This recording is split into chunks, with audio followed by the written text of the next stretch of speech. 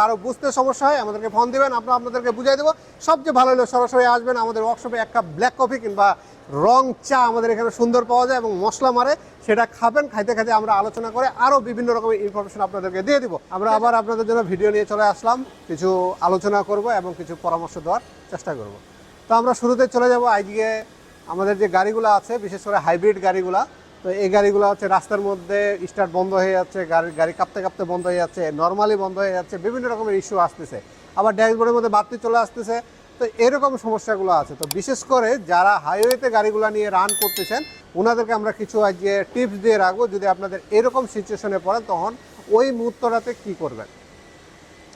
সবার প্রথম হচ্ছে, যখন হাইওয়েতে যাচ্ছেন, গাড়ির তেল নিচ্ছেন কিংবা গাড়ি কোনো হাইওয়ে হচ্ছে কোনো জায়গায় খাইতে বসছেন, খাওয়ার পরে যখন গাড়িটা রান করতে যাচ্ছেন হঠাৎ করে দেখা যাচ্ছে যে গাড়ি স্টার্ট বন্ধ হয়ে যাচ্ছে কাঁপতে কাঁপতে, কিংবা যানজট পার হচ্ছেন ওই মুহূর্তে কাঁপতে কাঁপতে বন্ধ হয়ে যাচ্ছে।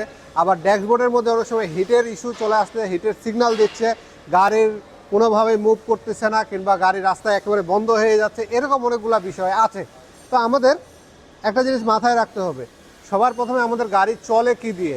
চলে হচ্ছে আমাদের অকটেন দিয়ে।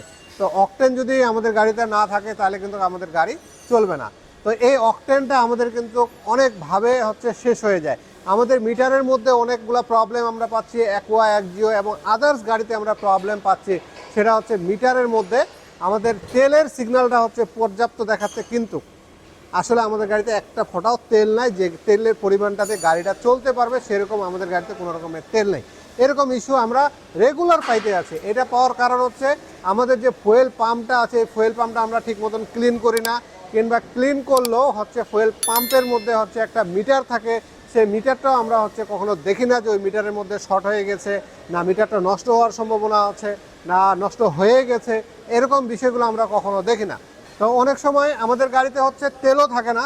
তো তেল না থাকার কারণে এবং কিভাবে বুঝবেন যে আপনার গাড়ির হচ্ছে মিটারটা এখন কাজ করতেছে কি করতেছে না, সেই বিষয়টা বুঝতে গেলে আমাদের একটা জিনিস মাথায় রাখতে হবে, যখন আমরা তেল নিচ্ছি তখন আমার মিটারের কাঁটাটা আপ ডাউন করতেছে নাকি, আবার আমি যখন চালাচ্ছি যে পরিমাণ চালাইছি ওই হিসাবে মিটারটা আমার ডাউন হচ্ছে কিনা, এই জিনিসটা আপনাদের একটু নজরে রাখতে হবে। নাহলে কিন্তু রাস্তাঘাটে আপনারা দেখবেন মিটারের মধ্যে ফুল তেল দেখাচ্ছে কিন্তু আপনার গাড়ি হচ্ছে রাস্তার মধ্যে বন্ধ হয়ে গেছে। এরকম অনেকগুলা ইস্যু আমরা এখন পাওয়া শুরু করছি।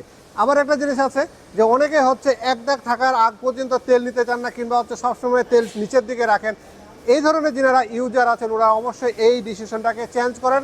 গাড়িতে যদি আপনি ফুল ট্যাঙ্কি কিংবা হচ্ছে একটা লিমিট হচ্ছে তেল সবসময় ইউজ না করেন, তাহলে কিন্তু আপনি যদি সবসময় কম তেলে গাড়িটাকে চালান সেক্ষেত্রে কিন্তু আপনার গাড়ির যে টাঙ্কিটা আছে সেই টাঙ্কিটাতে হচ্ছে ময়লা হয়ে যাবে এবং মরিচা পড়ার সম্ভাবনা আছে, কিংবা হচ্ছে টাঙ্কিটা নষ্ট হয়ে যাওয়ার একটা সম্ভাবনা আছে।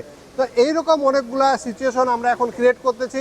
রাস্তার মধ্যে গাড়ি বন্ধ হয়ে যাচ্ছে শুধু তেল না থাকার কারণে, কিন্তু মিটারে দেখাচ্ছে যে আমার ফুল ট্যাঙ্কি কিংবা হাফ ট্যাঙ্কি কিংবা 2 দাগ 3 দাগ হচ্ছে তেল আছে, কিন্তু আসলে আপনার গাড়িতে তেল নাই। এরকম কিছু আমরা ইস্যু পাওয়া শুরু করে দিচ্ছি।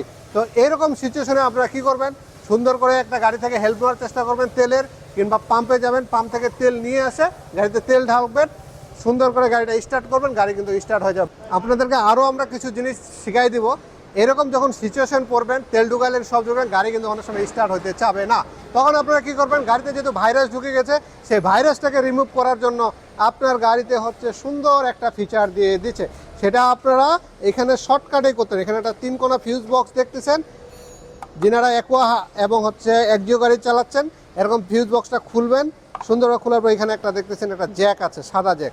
এই জ্যাকটা এই জায়গায় চাপ দিয়ে উপর দিক টান দেবেন, এটা খুলে যাবে। খুলে গেলেই আপনাদের গাড়ির যে কোড আছে এই কোডটা ডিলিট হয়ে যাবে। তারপর গাড়ি সুইচ করবেন কিংবা চাবি করবেন, আপনার গাড়ির রেডি অপশন চলে আসবে, আবার আপনার গন্তব্যস্থলে যাইতে পারবেন। তার আগ পর্যন্ত কিন্তু গাড়ি না স্টার্ট হওয়ারও একটা সম্ভাবনা আছে। এটাও যদি না পারেন তাহলে ব্যাটারিতে চলে যাবেন, 12 ভোল্টের যে ব্যাটারি আছে সিটটা উঠাবেন, নেগেটিভ কিংবা পজিটিভ যে কোনো একটা তার খুলবেন, খুলে হচ্ছে 5 সেকেন্ড রাখে দিয়ে আবার লাগাই দিবেন, সেম জিনিসটা হয়ে যাবে। কিন্তু এখানে শর্টকাট একটা সিস্টেম দিয়েছে, প্রত্যেকটা গাড়ির একটা শর্টকাট সিস্টেম দেওয়া হয়ে গেছে। তো আপনারা এভাবে করে গাড়ির কাজগুলো সমাধান করতে পারেন। তো এরকম টিপস পাওয়ার জন্য স্পিড অটোকের সাথে থাকবেন সবসময়। আর স্পিড অটোকে এরকম রকমের বিভিন্ন রকমের ছোটোখাটো বড় সব রকমের পরামর্শ দিয়ে থাকে। আর যদি কেউ কারো বুঝতে সমস্যা হয় আমাদেরকে ফোন দিবেন, আমরা আপনাদেরকে বুঝিয়ে দেবো। সবচেয়ে ভালো হলো সরাসরি আসবেন আমাদের ওয়ার্কশপে, এক কাপ ব্ল্যাক কফি কিংবা রং চা আমাদের এখানে সুন্দর পাওয়া যায় এবং মশলা মারে, সেটা খাবেন। খাইতে খাইতে আমরা আলোচনা করে আরও বিভিন্ন রকমের ইনফরমেশন আপনাদেরকে দিয়ে দিব। সেই সাথে আপনাদের গাড়িগুলো ভালো করে চালাবেন অবশ্যই। গাড়িগুলোকে আপনারা চেক করবেন 6 মাসের মধ্যে আপনারা ফুয়েল সিস্টেমটা সার্ভিসিং করবেন, সেক্ষেত্রে মাইলেজের পরিমাণটাও ভালো পাবেন। সবাই ভালো থাকবেন, আমাদের জন্য দোয়া করবেন। ধন্যবাদ।